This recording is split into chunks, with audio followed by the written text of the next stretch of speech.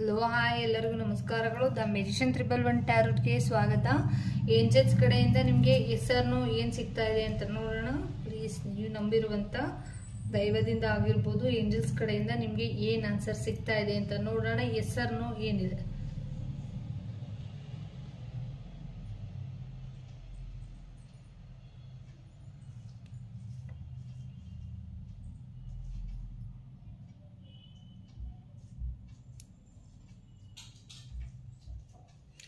S ಅಂತ ಬಂದಿರುವಂಥದ್ದು. ಇದು ಯಾವ ಮಂತಲ್ಲಿ ನೀವು ಅನ್ಕೊಂಡಿರುವಂಥದ್ದು ಆಗಲಿದೆ.